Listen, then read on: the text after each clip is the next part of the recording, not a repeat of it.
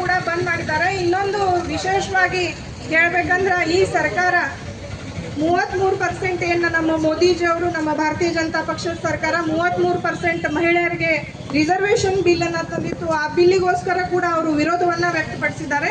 ಅದಲ್ಲದೆ ಅವ್ರಿಗೆ ಮಹಿಳೆಯರ ಮೇಲೆ ಎಷ್ಟು ಅಗೌರವ ಇದೆ ಅಂತ ನಾವು ನೋಡ್ಬೇಕಂದ್ರೆ ತಮ್ಮ ಇದೀಗ ತಾನೇ ಅವರು ಸಂಪುಟ ಪುನರ್ರಚನೆ ಮಾಡಿದ್ರು. ಆ ಪುನರ್ರಚನೆ ಮಾಡುವಲ್ಲಿ ಅವರ ಸಂಪುಟದಲ್ಲಿ ಕೂಡ ಒಂದೇ ಒಂದು ಮಹಿಳೆ ಸಚಿವೆಗೆ ಸಚಿವ ಸ್ಥಾನವನ್ನ ಕೊಟ್ಟಿಲ್ಲ. ಹಲವಾರು ಜನ ಶಾಸಕಿಯರು ಕಾಂಗ್ರೆಸ್ನಲ್ಲಿ ಕೂಡ ಇದ್ದಾರೆ. ಸಾಕಷ್ಟು ಪೊಟೆನ್ಷಿಯಲ್ ಇದ್ರೂ ಕೂಡ ಅವರಿಗೆ ಯಾವುದೇ ತರಹದ ಒಂದು ಮಂತ್ರಿಗಿರಿಯನ್ನ ಕಾಂಗ್ರೆಸ್ ಸರ್ಕಾರ ಕೊಡುವಲ್ಲಿ ವಿಫಲವಾಗಿದೆ. ಅದಕ್ಕೋಸ್ಕರ ನಾನು ಹೇಳೋದಿಷ್ಟೇ, ಈ ಸರ್ಕಾರ ಒಂದು ದರಿದ್ರ ಸರ್ಕಾರ ಅಂತ ಹೇಳಿ ನಾವು ಹೇಳ್ಬೋದು. ಈ ಸರ್ಕಾರ ಬಂದ್ಮೇಲೆ ಯಾವುದೇ ತರಹದ ಒಂದು ಚಲೋ ಕೆಲಸ ಈ ಸರ್ಕಾರದಲ್ಲಾಗಿರ್ಬೋದು, ನಮ್ಮ ರಾಜ್ಯದಲ್ಲಾಗಿರ್ಬೋದು ಯಾವುದೇ ಕೆಲಸ ಕಾರ್ಯಗಳು ನಡೆದಿಲ್ಲ.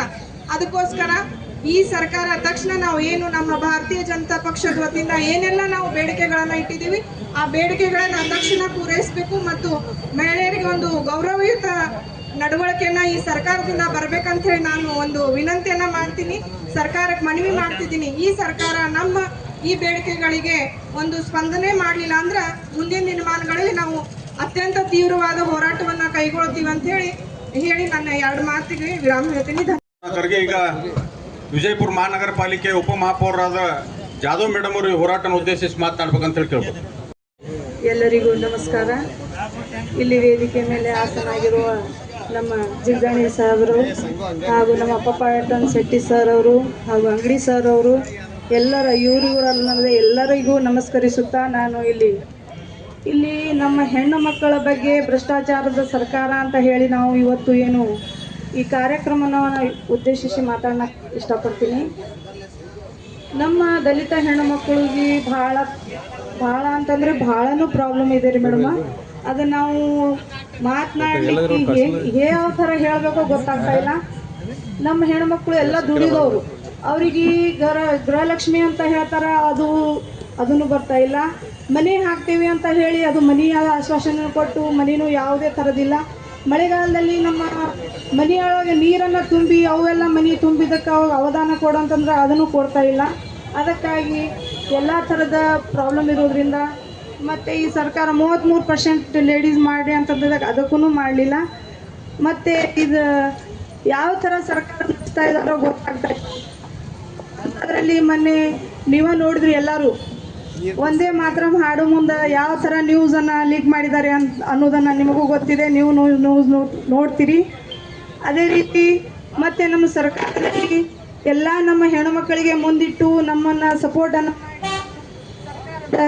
ಎಲ್ಲ ನಮ್ಮ ಸದಸ್ಯರಾಗಲಿ ನಮ್ಮ ಗುರು ಹಿರಿಯರಾಗಲಿ ನಮ್ಮನ್ನು ಸಪೋರ್ಟ್ ಮಾಡಿ ನಮ್ಮನ್ನು ನಿಂದಿರಿಸಿ ನಮ್ಮನ್ನು ಮುಂದೆ ನುಗ್ಗಿ ಮಾತಾಡಲಿಕ್ಕೆ ಅವಕಾಶವನ್ನು ಕೊಟ್ಟ ಧನ್ಯವಾದಗಳು.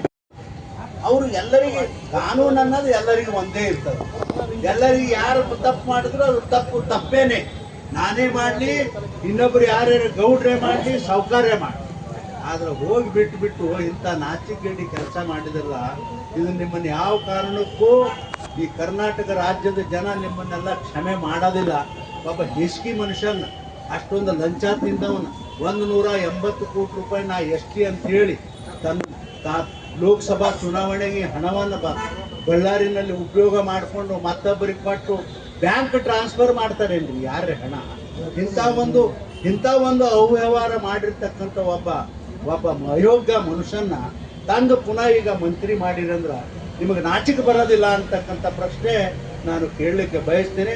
ಇಲ್ಲ, ಅವ ಭಾಳ ಚಲೋ ಅದಾನ, ಅವ ಮಂತ್ರಿ ಚಲೋ ಇದ್ದಾನ ಅಂದ್ರೆ ಸಿದ್ದರಾಮಣ್ಣ ಅಲ್ಲಿ ಹೇಳ್ಯಾನ ನಿಮ್ಮ ಅಸೆಂಬ್ಲಿ ಒಳಗೆ, ನೀವೆಲ್ಲ ಕಾಂಗ್ರೆಸ್ ಇವರು ಸಿದ್ದರಾಮಣ್ಣನ ರಾಜೀನಾಮೆ ಕೇಳ್ರಿ, ಹೋಲಿ ಸಿದ್ದರಾಮಣ್ಣ.